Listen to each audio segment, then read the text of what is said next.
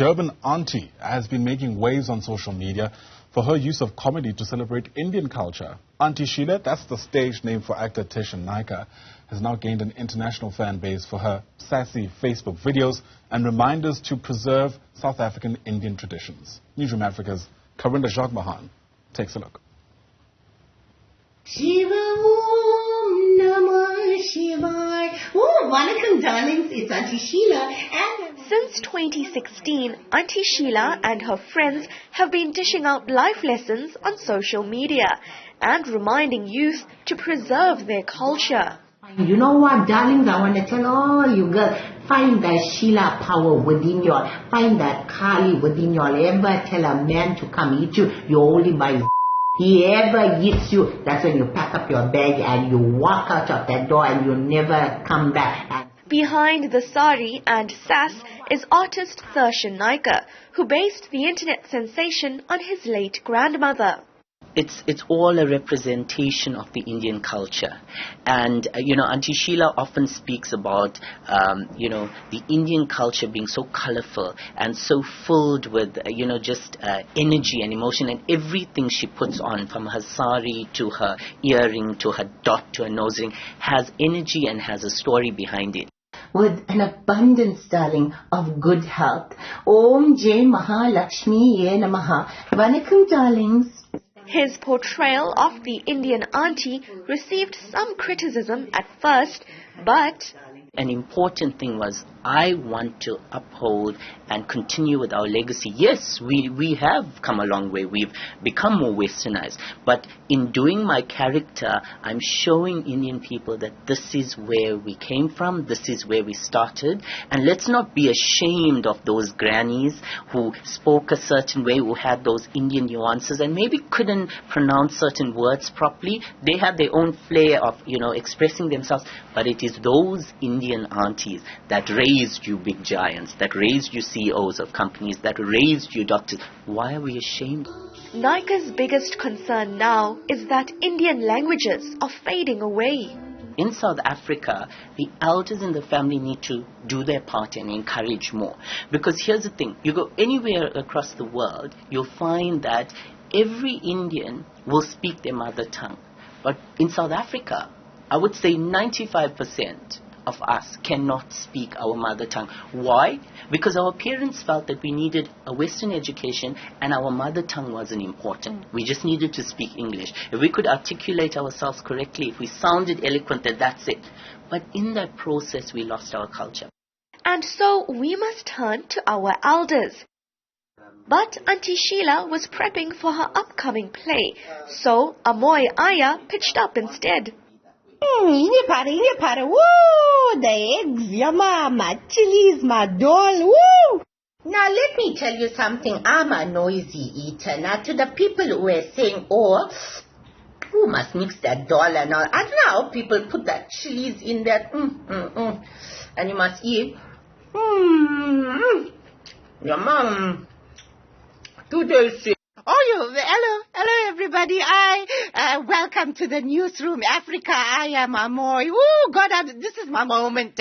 I waited all my life. Now see, Sheila was very busy, but between you and I, she's not so good with the camera. Like me, I got no camera shy, because I was born for this, baby. While celebrating Heritage Day, South African Indians are also reminded of their painful history. In 1860, British colonizers tricked thousands of Indians into boarding poorly built ships to come to South Africa for jobs. But they were subjected to indentured servitude here. Families were torn apart, men forced into cheap labor, and women were raped by British troops. I always say this, we came here in not the best of conditions. The thing is, we don't tell our story enough. Everything that happened along the way, the tragedy in those plantations. And I always say, we came here as slaves to plant the sugar, but then we took over and we owned that sugar. But what is important, what I admire is the resilient spirit of our old grannies and grandfathers. To never ever, no matter how many times you kicked them down, they got up with a plan. Their resilience never dimmed, And like many communities enslaved by the British Empire, they evolved from strength to strength, carrying their traditions with them, hoping for a better future. One thing you have to give our grannies and grandfathers, even myself, yeah, we speak this way. We speak this way. We never had the best education, baby. I can't talk like how y'all talk. I never get the chance to go to school like y'all because I could only do class 2. We had no money. But what we did was we had a dream for you. But now what I'm finding is, I think how we can do better is to remember where we come from. Stop being ashamed of your grannies and grandfathers, how they speak. Stop being ashamed of, of the little cultural things. Place more emphasis on doing those things. Because remember, we did those things back then and we got you all to where you all are now. And the South African Indian culture continues to evolve, only for the better, especially when it comes to food. We put the dry chilies, put the green chilies, put the thyme, yama, put the onions, braise it nicely, but block your eyes before you get, you get one chili in your eye. Mix that nicely, darling. We're making tasty mutton curry. You say cabbage and mutton. You know, anywhere in the world, you can't get those kind of meals.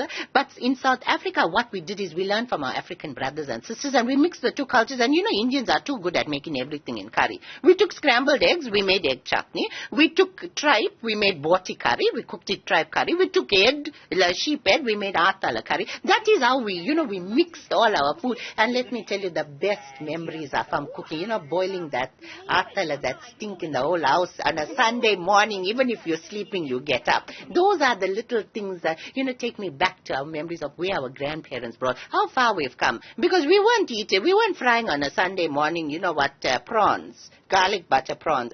We didn't have the money back then, darling. But look how far we've come. While celebrating the aromas of curries, the colorful saris, and the symbolism of prayers, this auntie says, never forget where you came from. And if you don't know, ask. My advice is, go to your mother and fathers and ask them to teach you. Because it stems from the elders. You'll see Aunty Sheila next at her various shows Cinderella here in Durban. For Newzroom Afrika on channel 405, I'm Hey, why are you so dressed like this? It's Heritage Day. I want you to stop putting like a Velakachi one coat, Come into my house quickly. Come, I'll put you in a nice sari, baby. Oh, you look like one Lakshmi. Come, let's go. Come quickly. Okay.